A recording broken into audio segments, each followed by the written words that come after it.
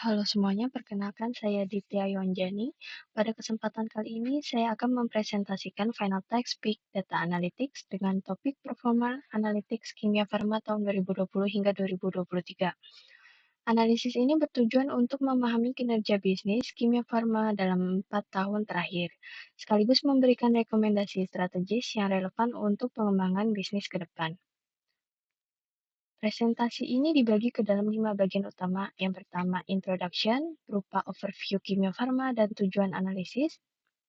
Yang kedua, data and analytics, terdiri dari data preparation, skema, dan transformasi. Yang ketiga, dashboard development, yaitu pembuatan dashboard dan visualisasinya di Looker Studio.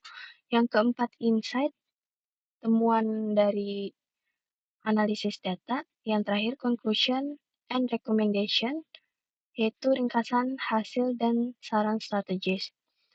Dengan alur ini, kita bisa mengikuti perjalanan data dari awal hingga menghasilkan rekomendasi bisnis. Kimia Farma adalah salah satu perusahaan farmasi terbesar di Indonesia, dengan jaringan cabang di berbagai provinsi. Tujuan dari proyek ini adalah mengevaluasi kinerja Kimia Farma periode 2020 hingga 2023 dari sisi pendapatan, transaksi, profitabilitas, dan performa cabang maupun produk. Dengan analisis ini, kita dapat memahami pola bisnis, kekuatan utama, dan area yang memerlukan perbaikan.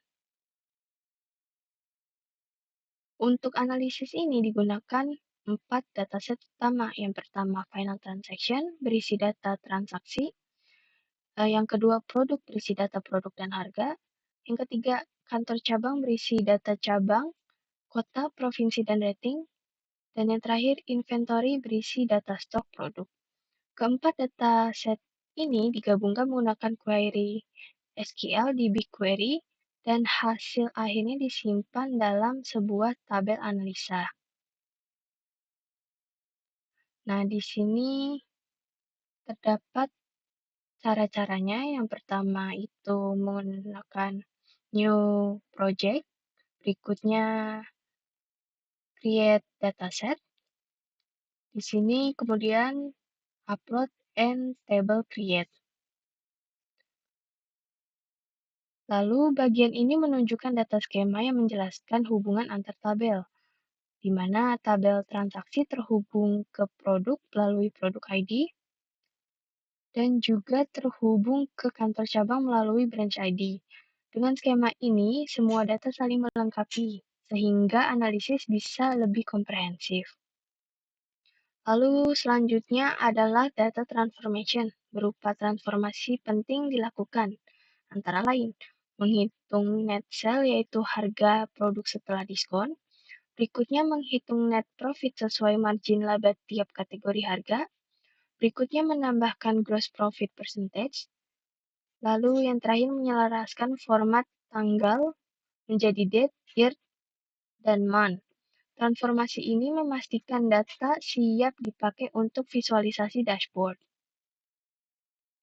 Lalu ini hasil tabel analisanya. Setelah data siap di sebuah BigQuery, lalu dilanjutkan membuat dashboard interaktif di Looker Studio. Fitur utamanya meliputi filter kontrol untuk tahun, bulan, cabang, provinsi, kota, dan produk. Lalu dilanjutkan dengan snapshot data sebagai ringkasannya. Berikutnya, di sini juga ada visualisasi year of year revenue-nya. Lalu ada juga top 10 transaksi dan net sale cabang. Di selanjutnya itu ada top 5 cabang dengan rating tinggi namun transaksi rendah. Dan yang terakhir, di sini juga ada geomap profit per provinsi. Nah, dashboard ini menjadi alat utama untuk eksplorasi performa bisnis kimia farma. Lalu di sini juga saya membuat sebuah transaction detail table yang berfungsi untuk mengetahui data lebih detail. Lalu di sini kita lanjut ke insight utama yang didapat. Yang pertama di sini ada insight perbandingan pendapatan dari tahun ke tahun. Terlihat penurunan pada tahun 2020 hingga 2021. Lalu terjadi juga pemulihan di tahun 2021 hingga 2022 dan kembali mengalami penurunan pada tahun 2022 hingga 2023. Dan di sini juga untuk net profitnya kurang lebih sama. Nah, dari kedua tren ini menunjukkan betapa besar dampak pandemi terhadap performa perusahaan. Lalu berikutnya di sini insight keduanya berupa top 10 cabang berdasarkan transaksi dan net sale. Untuk cabang di Jawa Barat mendominasi kontribusi yang sangat baik, yaitu volume transaksi dan revenue-nya sangat tinggi dari top 10 ini. Hal ini menegaskan bahwa Jawa Barat menjadi pasar utama kimia farma. Lalu berikutnya di sini ada insight ketiga berupa top 5 cabang dengan rating tinggi tetapi transaksi rendah. Sebagai contoh, cabang Tarakan memiliki rating tinggi dari konsumen tetapi jumlah transaksinya rendah. Gap ini menegaskan bahwa perlunya evaluasi operasional agar kualitas layanan sejalan dengan kinerja bisnisnya. Lalu di sini berikutnya ada insight dari Geomap net sale per provinsi. Di sini terlihat bahwa Jawa Barat kembali menjadi kontributor utama dan di posisi kedua juga ada Sumatera Utara. Berikutnya disusul juga provinsi lain di Pulau Jawa. Dan berikutnya dari sisi produk, kategori Cycloleptic drugs menjadi pendorong transaksi terbesar sehingga penting dalam strategi produk perusahaan. Lalu di sini dapat disimpulkan bahwa kinerja kimia farma dari tahun 2020 hingga 2023 bersifat fluktuatif atau naik turun.